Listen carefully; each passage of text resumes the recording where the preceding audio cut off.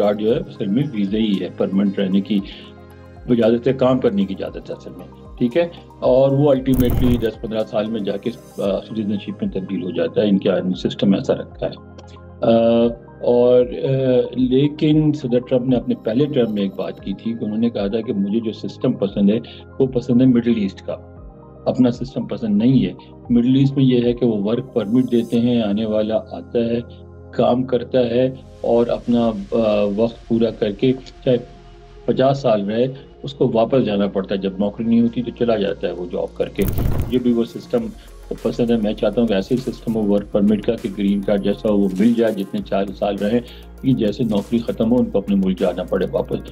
تو ہو سکتا ہے ابھی تک تو ایسی کوئی بات نہیں ہوئی ہے، لیکن دن لانگ رن ہو سکتا ہے کہ ویسا ایسا ہی کر دیں گرین کارڈ کو جیسے دوسرے ممالک میں، جیسے مڈل ایسٹ میں ورک پرمٹ ہوتا ہے کہ آپ آئیں کام کریں اور ریٹائر ہو کے اپنے گھر جائیں.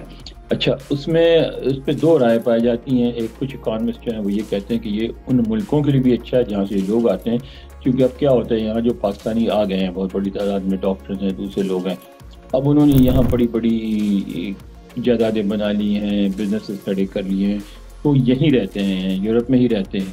تو وہ جو پیسہ ہے اس کا ان کو تو فائدہ ہوتا ہے، لیکن الٹیمیٹلی امریکہ اور برطانیہ کی معیشت کو فائدہ ہوتا ہے، مگر ان ممالک کو جہاں سے وہ آتے ہیں اس کو اتنا فائدہ نہیں ہوتا سوائے ریمیٹنسز کے. تو اگر وہ سسٹم ہو جائے جو مڈل ایسٹ والا سسٹم ہو تو پھر یہاں سے بھی پیسہ واپس جائے گا اور ٹکٹ نو ہو جائے گی. جب یہ ان کو پتہ ہوگا کہ جائیں گے ہم نے جا کر الٹیمیٹلی اپنے ملک میں ہی رہنا ہے، جو کچھ سیکھا ہے اس کو بھی ساتھ لے جائیں گے، وہاں انویسٹ کریں گے، وہاں ٹیکنالوجی لے کے جائیں گے، ان کی معیشت آگے بڑھے گی.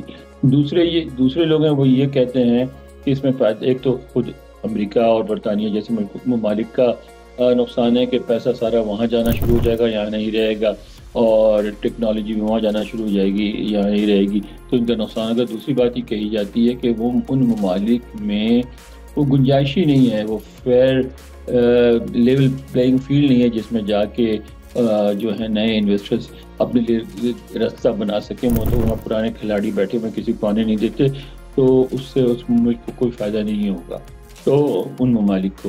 تو اب اس پہ بحث چل رہی ہے کیا ہوتا ہے، لیکن یہ بات بہرحال سمجھنی پڑے گی ساری تیسری دنیا کے یا سارے ترقی پذیر ملکوں کو کہ اپنے معاشی مسائل خود حل کرنے ہیں، اپنے لیے ملازمتیں خود کریٹ کرنی ہیں، دوسرے پر ڈیپینڈ کر کے بہت عرصے نہیں رہ سکتے. مزید نیوز اپ ڈیٹس اور ڈیجیٹل سٹوریز کے لیے سبسکرائب کریں ڈان نیوز پاکستان.